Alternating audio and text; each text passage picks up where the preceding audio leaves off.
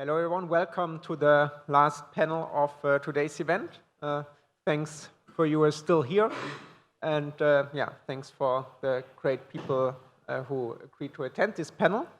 And yeah, so let's get started with some quick introduction. So we can do a quick round. Everybody can say what project they're working on. Yep. Hey, I'm Brecht. I work at Taiko, and currently, trying to build Taiko Gwyneth, which has as the main feature the synchronous composability between L2s, but also with the L1, and in general, a horizontal scaling solution. Hi, I'm Noah. I'm co-founder and CEO of Nodekit. At Nodekit, we're building out a product called Javelin. It's the first superboard designed to unlock composability across chains. Hi everyone, I'm Alysia. I'm a smart contract engineer working at Espresso Systems, and we are working to build a synchronous composable solution, which does involve things like shared sequencer, etc. So excited to dive into all of this. Hi, my name is Dax. I'm the co-founder of Semantic. We're building an application-specific sequencing solution.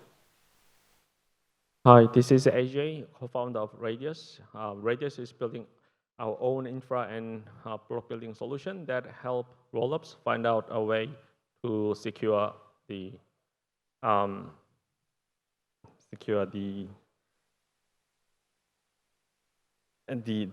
building of profitable blocks for rollups.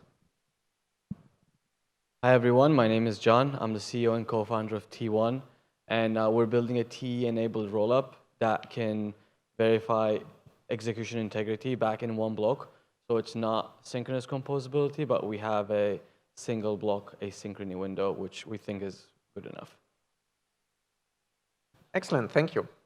So yeah, the panel is called Shared Sequencing and Synchronous Commitments, kind of two topics. And for maybe those who are not familiar with these terms, start with just defining them. Somebody has a good definition for one of these terms? Go ahead. I don't know if there exists one at this point.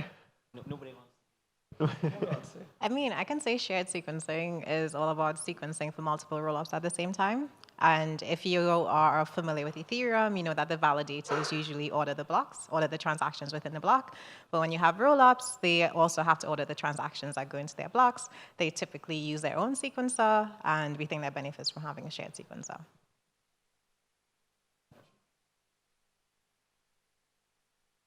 Commitments, anybody? Oh. I'll get that one shot. I think synchronous commitments means that you can commit to something and then within essentially like a synchronous time frame, so within either the same smart contract call or for like transaction level synchronous composability, or within the same block time, which is like block level synchronous composability, then you can have that commitment essentially fulfilled on the other end. That's how I define synchronous like commitments in regards to synchronous composability.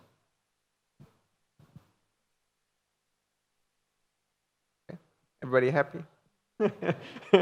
Okay, seems difficult. Surprisingly uncontroversial for a shared sequencing panel. Exactly. We don't even agree on what the topic of the panel is supposed to be, so that's good, it seems. Okay, so the conference also conference workshop is called pre-conference, right? So pre-confirmations are maybe some special type of commitments. So how do you see kind of the relation between these two, like? Shared sequencing useful, or do you need pre-confs for shared sequencing or not? Like, yeah, share your views on these two things, how they connect. I can say from the sequencing perspective, I think pre-confirmation will be very useful for sequencing purpose. Is because if you want to sequence like transactions on two different chain, two different execution environment, it will be very useful if somebody could be like block builder, could be like sequencer, can guarantee like if transaction A happens, like transaction B will for sure also happen on the other chain. Like this property is very nice for people who want to do cross-chain, cross-domain arbitrage. Yeah, I agree. I think that based precoms is kind of one version of shared sequencing. I think that we've also seen like external L1 shared sequencing and a lot of different solutions kind of in between as well. So I think that like shared sequencing and based sequencing are like both like a form of like sharing a common set of proposers to perform sequencing. So I think that they're like both useful, but they're both just two different implementations of what effectively the same thing. maybe just to add on preconfirmations for, well, kind of like do shared sequencing in some way is, well, you can do it, but you have like lots of like complications if you want to kind of like enforce things that way. For example, like atomicity. Well, yeah, if one of the preconfirmations, well, if one of them is broken, then the atomicity is invalid.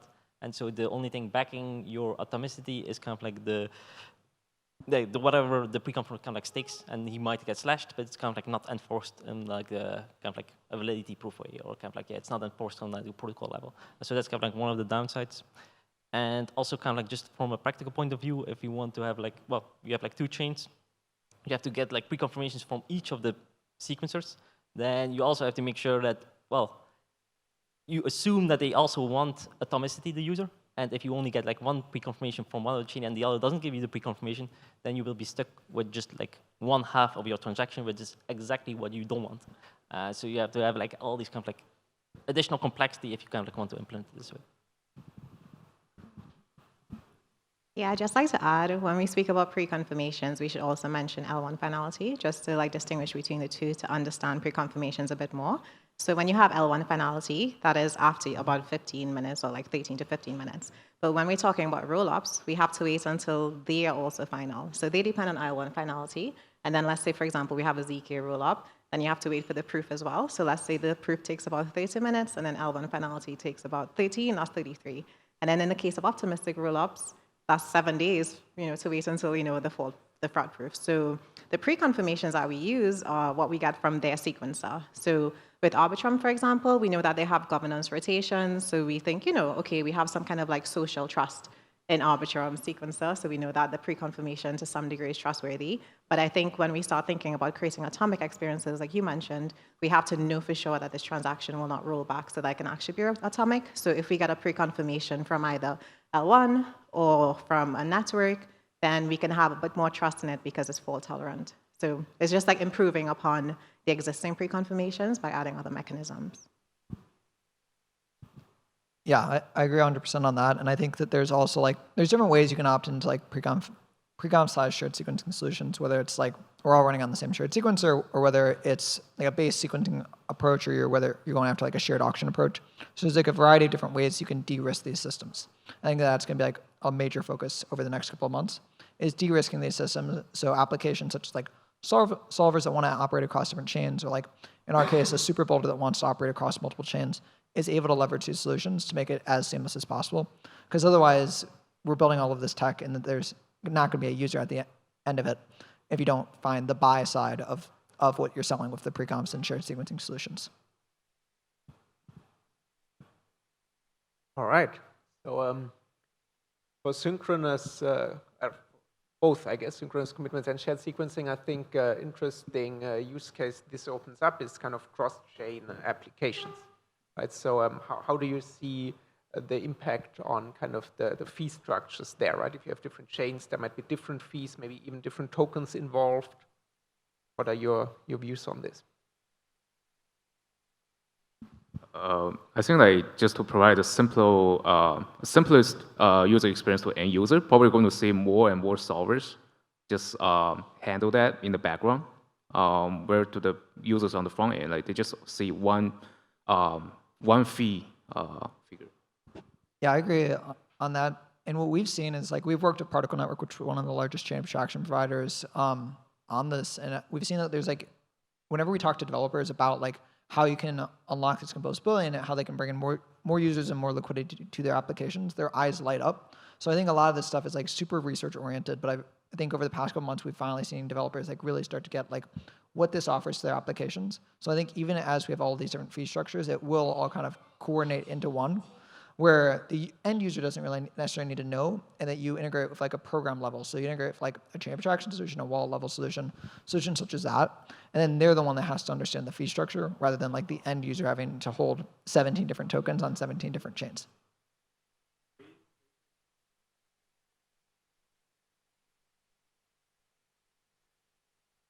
Okay. Any other views on economics? Or?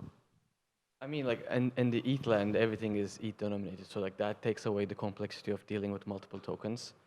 And I agree, yeah. Like, this is something, if an application is cross-chain, then the application is the sophisticated party who should be taking care of this.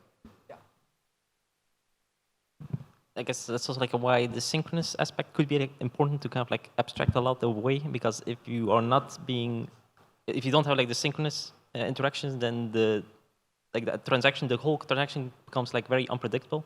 So yeah, you can end up with like not having enough or like a little bit left over on some chains and stuff like that. So yeah, being synchronous kind of like helps to create like this nice UX for users, where everything is predictable and it just behaves exactly like it needs to, and otherwise it doesn't happen. But I have a question, like, besides doing like flash loans or like ARBs cross-chain, what does, I mean, obviously it's nice to have synchronicity, but like, what is the use case besides doing things like flash loans or like ARB trading that you really, really, really need to have that guarantee? Yeah, we've seen when like we're talking applications, due to integrations, is like a lot of the applications that want to integrate is to be able to allow for deposits on any of the other chains within the network, and then they can deposit on those chains. Then essentially they'll show up on the apps UI on a destination chain. So essentially you have that lock in essentially destinations showing on that side. We've also seen a lot of interest from like intent platforms, because you can do stuff like instant intents, because you can have a solver can front on the destination chain and get repaid on the source chain all within one atomic bundle. We've also seen a lot of interest in arbitrage across different chains as well. We purposely at Nodekit did not build out atomic cross-chain flash loans, because I told my co-founders early on, I said, if that is the only use case of this technology, we have failed as a company. So we purposely did not build out that use case, because we knew that there was going to be more use cases beyond that, because atomicity by itself is a huge unlock. And you can also do stuff around like on-ramping for any different chains. So if you have an on-ramp on one chain within a network of rollups that Nodekit supports, you can then on-ramp to any other chain. So you can, then that makes it for on-ramp providers, it's easier as well. Can I ask a follow-up? Of course. Glad to answer. With the intents and cross-chain filling, is the idea that, let's say I'm trying to go from A to B, I deposit my funds in A, and then I need a solver to, or like a market maker to front me. So like that, you're making that atomic? Yeah, so the part that's atomic, it can be that portion of it, but it can also be the secondary portion, which is a solver sees that you've deposited on the source chain, and then they front you on the destination, and then the intent protocol itself repays them on the source chain. So it's around capital efficiency for that, because then the solver doesn't necessarily need to wait a long time period to get repaid. And for the intent protocol, they know that they can repay faster because they know that entire bundle's atomic. All right. I mean, I have a question, and I don't want to dominate this with this, but like, I feel like, I mean, Across is a good example. They batch because it's expensive to pay on Ethereum every block. But if you're doing like Optimism, Arbitrum, like market maker getting paid 2 seconds later, like, do they really care that much about that? Because like, to me, like, if there's atomicity, then it's great because you're not taking any credit. You're not underwriting any risk. But if you are underwriting the risk, like 2 versus 4 seconds, does that make a difference? I would say we've seen, because we think more and more trading will exist on L2s, I think like the long-term vision for us as like a company is that like Ethereum L2s trade by and large way larger volumes than the Ethereum L1 or Solana ever does. So as a result of that, I think that we just want to make it as easier as possible for market makers to come on chain, for liquidity providers to come on chain. And for them, if they're trading at the high frequency levels, they want it to get repaid as fast as possible, because then they can essentially hedge off chain and then get they have to hedge their risk for less time, essentially. So we've seen that like the milliseconds do matter. I'd like to add to that, because I sometimes think the same way, like what are we truly enabling by having synchronous transactions across chain? And I think it also helps the users as well, because let's say we have an intent, I would like to bridge money across, and then I'd like to perform a swap. If this intent is public, then everyone can see that I have this intent, and therefore, because it's not synchronous, someone can front run that transaction, and they have a bit more time to front run that transaction as well. But if the transaction is synchronous, then we have that isolation component there as well, so we can protect the users as well from any extra value extraction that could possibly happen. So I think, yeah, it can still have other positive side effects. Maybe to add that, like, it's in a way, like writing smart contract in a synchronous way is also kind of like an intent of the user that they want this thing to happen like this. But that doesn't mean that the actual implementation of it needs to be synchronous, because builders can just hide the asynchronous. So it's kind of like you described, like in the smart contract, you describe what you want to happen, and then it's up to builders to kind of like fulfill this intent. And you just push the complexity of asynchronous to the builders instead of to the smart contract developers.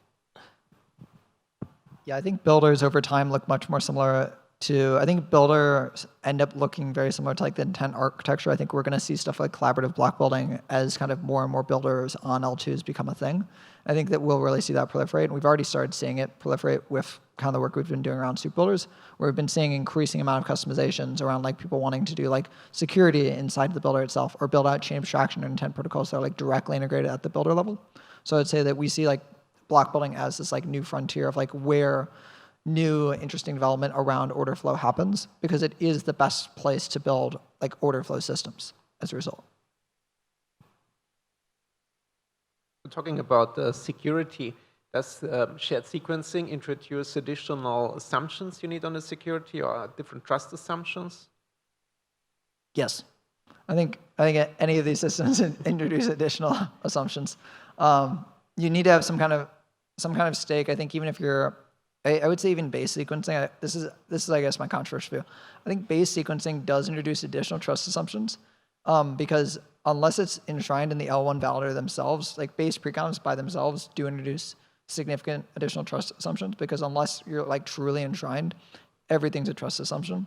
I think that's one thing that like gets missed sometimes in crypto, and it leads to like large issues, because like you forget that like, I was talking about it with somebody earlier today actually, like Binance doesn't allow for certain token standards that are like cross-chain token standards to exist on Binance, because if that token standard ever gets hacked, then Binance has an issue. So I think there's always trust assumptions in anything in crypto, and you just have to work to alleviate them however best you can, whether that's through cryptoeconomic security, cryptographic security, or like an optimistic Oracle solution as well. So I think there's a variety of different ways you can mitigate it. What about a normal based rollup without preconfirmations? I don't think that introduces that many assumptions, except for liveness. Because, for example, if like, I'll just give them rollup 1. Rollup 1 has 3 proposers, and they're based rollup. All 3 of those proposers live in US East 1. US East 1 goes down, then you still have a liveness issue around it. But it's not necessarily the same security levels of Ethereum if there's only those 3 operators running it. That makes sense. Yeah. You always face operator risk. That's why validators make so much money. So recently, restaking has gotten a lot of attention. For example, Eigenlayer being very successful.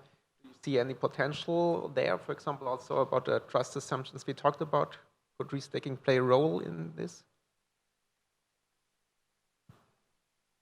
Yeah, definitely from the crypto economic security POV. So let's say, for example, we have this consensus network as part of Espresso, and we have validators that put up stake. Let's say we have restaking alongside slashing. Then if L1 validators are able to restake in the Espresso ecosystem, then we can have more crypto economic security, because we not only have access to more money being staked, but also more decentralization. L1 validators are also viewed as, more censorship resistant, credibly neutral. So I think it will definitely bolster up the system in that way. Yeah, I mean, like you're making commitments, you need to back your commitments. How are you going to do that? You need like some crypto economic security. So I think Eigenlayer AVS is super relevant. Having attributable slashing is going to be super important in these systems. So yeah. I just saw one way that some malicious preconf provider can wreck potential users. Like for example, if I'm doing cross-chain arbitrage, one way I could potentially get wrecked is if one leg of my transaction gets executed, but the other leg of my transaction doesn't get executed. So now I will have a net delta for my trades. Yeah. Yeah. We also collaborating with a bunch of the restaking protocols like Eigenlayer and Symbiotic, and then as for the trust assumption, we also kind of needed that to provide some kind of economic security for this shared sequencer. If this shared sequencer needs to coordinate between multiple rollups, because there should be some way to prevent this share the sequencer from doing malicious behavior, because if we want to guarantee this atomicity between multiple rollups, this shared sequencer needs to provide some kind of a robust way to provide this guarantee, this atomic execution, also atomic inclusion rate. So I think risk-taking protocol can provide a really strong economic security to prevent this shared sequencing from doing malicious behavior. Cool. So in addition to the economic security, what do you think about like new cryptographic techniques like real-time knowledge proving or maybe homomorphic encryption, things like that? Do you also see how this could improve shared sequencing or commitments? I think it's be great. I think that real-time ZK is like a huge advantage and a huge like leap for the industry entirely. We're working with Polygon alongside the Espresso team as well on serving as two of the different fast paths for the Polygon Agler.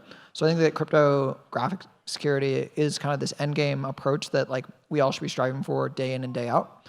But I think that there is different solutions in between, such as like soup builders, that can give us cryptoeconomic security that provide really great guarantees between ecosystems as well as within these different ecosystems. So I think that cryptographic solutions and like real-time ZK is definitely something that's like, it's an end game solution within an ecosystem, but it's very hard to like get that solution adopted across like every single roll-up stack, I think.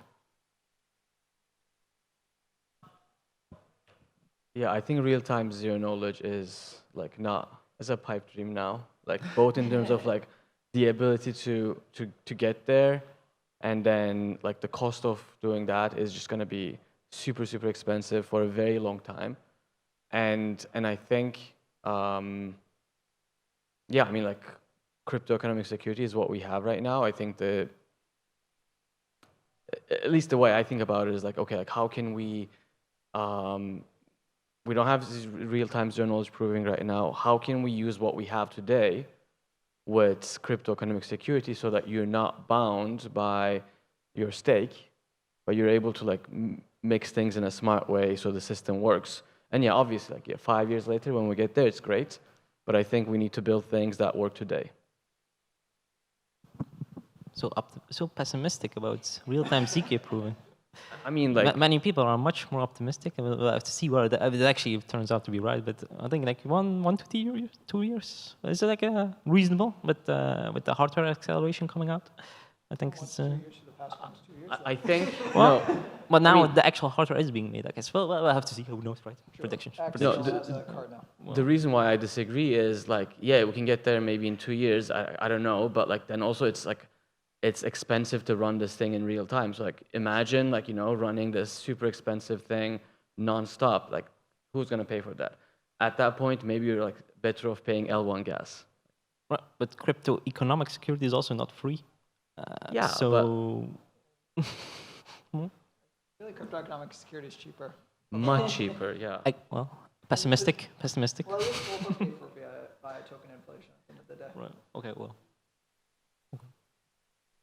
But yeah, I think like ZK is important just to have like a neutral layer between the roll-ups, because otherwise, like just DE or crypto economic security, I think will not be enough to kind of like have something that's neutral enough for people to opt in.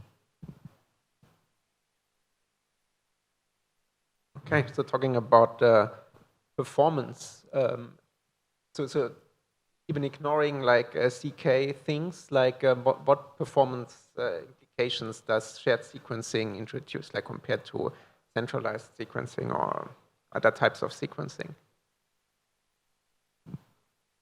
So it depends on what kind of guarantees you want.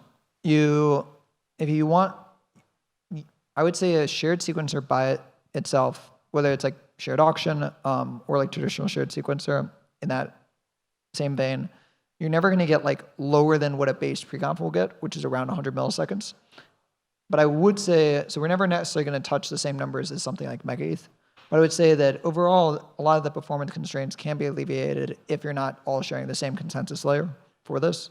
So I think that by having more scalable systems that aren't necessarily supposed to scale the same way we're scaling the L1, which is to have a massive validator set, then you can alleviate a lot of the different performance concerns. But it is also TBD on quite a few of these things. We haven't seen one of these systems perform at scale with like 10 plus rollups in production yet. So as a result, it's still TBD on how it's going to look long term. Yeah, I'd agree with that. And I'd say in general, if you're trying to build a fast system, then you probably will centralize more things. And everyone here is building in a modular way. So for example, even if you think about separating DA, that's a separate network as well. You have consensus. Every time you have an increase in communication, it will take longer for something to get done. So for example, if you have a shared sequencer, it may not be involved in actually executing the transaction. So it does perform faster than if you were on Ethereum, but at the same time, it will be slower than if you're using a centralized sequencer because it has to get network agreement and communication and making sure everything works. There are different things that people use to make it faster as well. So like you might use VID for verifiable information dispersal to make it so that you pass like just small pieces of the data across the network and have the data redundancy. But yeah, like you said, you know, like it's only as fast as you can get, and it depends on what you are building for. And I think when you think about like application-specific sequencing, that's where application layers can decide, well, what level of trust assumptions they're willing to accept to be able to have, you know, the speed instead. So it's always a trade-off. That's what it comes down to. Yeah, I think there are a couple of ways to implement shared sequencing thing. One of the ways is that to have a centralized shared sequencer executing all full nodes connecting to the relative chains, but it should bring too much computational overhead on this shared sequencer. Another way is to implement that is just this shared sequencer only do this coordination between multiple rollups, and then these rollups actually executes each transactions and then just communicate with this shared sequencer. But in that case, also communication overhead is going to be huge. So actually, we just implemented the later version of this shared sequencer, but we will see which one is better than others. Do you think shared sequencing increases the risk for centralization? I mean, the current state of things. Compared to the current state, yeah, it is already maximally centralized just with one chain. So how much worse can it get for multiple chains? Yeah, I think that we're already pretty centralized. I think that the risk of centralization, the only way that we're going to get more centralized is if there's like an additional benefit for the centralization. So we'll still be in a better situation than we are today, which is we're centralized and there isn't really a benefit for it. So if we're centralized but we have benefits, then I would say that that's still a better end state than where we're currently at. So, yeah. I think there's so many ways to dissect this. Like when we think about the different rollups, we wonder, like, do they even want to be interoperable across other rollups? Do they even care? Do they just want to be within their own cluster? And then we introduce shared sequences and we say, hey, why don't you just sequence all your blocks together? And then we can have interoperability. And then they're like, okay, well, who is actually responsible for determining this block order? I would like to determine the block order. So I think different rollups will have different opinions, and one way Espresso is trying to solve for this is by having a marketplace where we can have multiple block builders actually submitting and paying and saying, hey, I will sequence for your rollup and this other rollup. And if they agree, then they can have that level of decentralization. So it's not like maybe, and I'm sure this is probably the same for Nodekit, like they probably don't intend to be the only sequencer in their shared sequencer system. So the point is like we create a platform and make it so that anyone can participate. And I think in that sense, maybe not. Maybe it doesn't cause centralization. However, I think where centralization can occur is in the block building. We know that the most sophisticated block builders are the ones who probably will be able to pay the highest to the rollups to be able to say, I would like to sequence for you. And they will constantly choose this one because they're like, yeah, you're giving me the most money, which is the same thing that happens in L1. So if we just try to be as good as L1, I think we're good.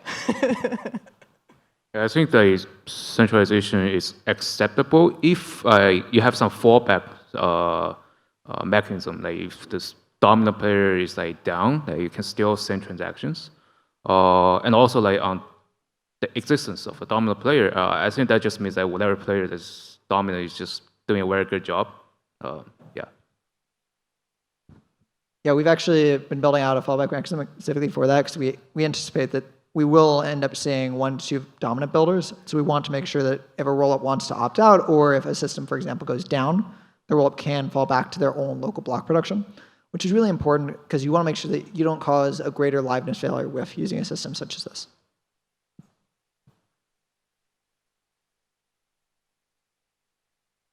All right. So what shared sequencing allows you in particular is like interoperability between, say, two rollups that both use that shared sequencer. I think in one of the last panels, somebody said basically what we only need is like a composability between the rollup and the L1, right? And then everybody can go via the L1. So what are your opinions on this take? I think it depends on whether or not we think most of the liquidity is forever going to exist on the L1 or not. If we think it's going to move to L2s, then you need L2 to L2 composability. If you think it's always going to exist on the L1, then you only need L1 to L2. I think it's going to be a little bit of a mix. I think how we've thought about it is that L2 to L2 composability is the thing that we're solving for now. We are looking to solve for L1 to L2 composability as like execution precoms become more of a thing. And we plan on being like a buyer of those within our system. Well, us as well as any other builders within our system. So I would say that you do necessarily want atomic execution guarantees across rollups within clusters, but you also want eventually to be able to bridge up from the L1, but that also depends on like settlement time, stuff like that.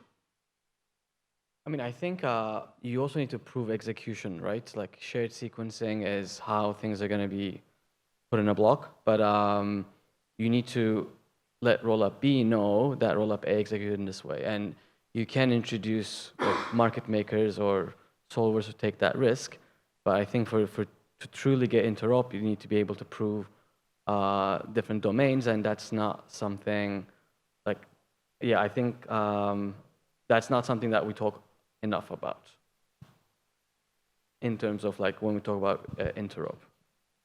It's also not only about like liquidity, I guess, because if you just do like normal transfers or something, and then you want to just do an L2, like people have like their smart wallets on L2, and you just want to do a transfer from like one user to the other.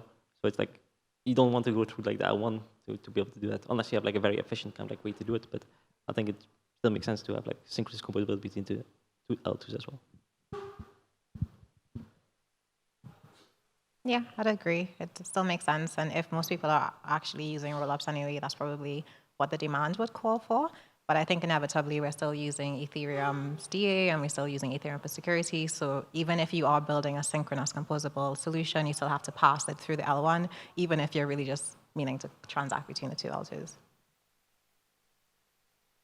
All right, so we have around 5 minutes left. Can I open this up to questions from the audience if somebody has any?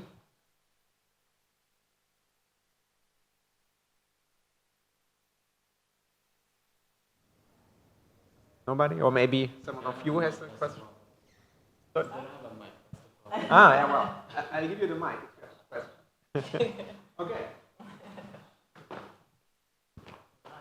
I'll go. So what do you guys think about a single slot multi-proposer in this case? How does the pre-confirmation scenario will look like? Because I think blog by Connor, I think, so in which he did sort of this fee speculation that it's actually better to run like the current state of the work instead of doing multi-proposer for a single block. What do you guys think about that? I think it's an interesting trade-off. I think atomicity is always harder when you're doing like multiple concurrent proposers. It depends on how you how you split up the block per se. I would say that like if I can know what n-1 is, then I can make guarantees around the state of n. So then you can get the atomic composability with like an atomic execution, atomic settlement guarantee, something like that. But I would say that if you don't really know what state you're acting upon, it always makes composability harder. And then it really makes like shared bridge solutions, such as like with the Aguilar or the superchains building, the only viable path for it. So I would say that like multiple concurrent proposers is something that like potentially complicates things. We're like doing L1 to L2 composability. Have you guys looked into it more so? Have you guys looked into it more so on the Taiko side on how it affects you? Yep. Makes sense. That's how we have approached it as well. And the execution guarantees easily in that scenario because you only needs to care about the eventual synchronizations of those sub-blocks. Yeah, exactly. So I think that And I haven't read Connor's post yet today, but I would say that like in any multiple concurrent proposer design, it does make block proposing around like atomicity guarantees harder because it's harder to know what the state is that's going to occur right before yours. So that always makes it more difficult. Like, for example, the way that we've always done our design at Nodekit is we have a split block. So we have top of block, which is done first, and then we have a rest of block. But the builders that are doing rest of block know what top of block is. So as a result, then you can make guarantees around state because you're able to apply all the transactions from top block and then do guarantees around rest of block. So in that case, it's easier. But if, let's say, you have 5 proposers and they're all submitting in like their proposals for a multiple concurrent proposal design, then that becomes much more harder to guarantee anything is actually going to be atomic at the end of it. Hope that helps clear it up. Great. Anybody else?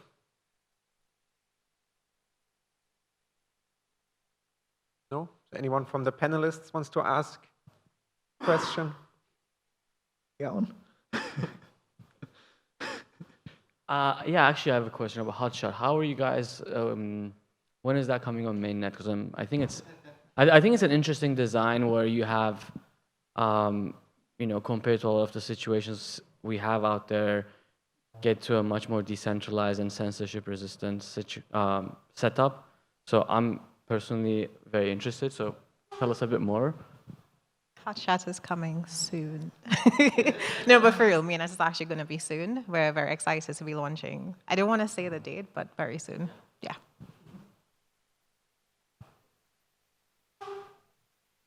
All right. So yeah, then let's wrap it up here. So thanks for the great panel. Thanks for you attending here. And yeah, this also wraps up the event. So yeah, feel free to stay around for snacks and drinks. And yeah, see you around at DEF CON. Thank you. Thanks for having us.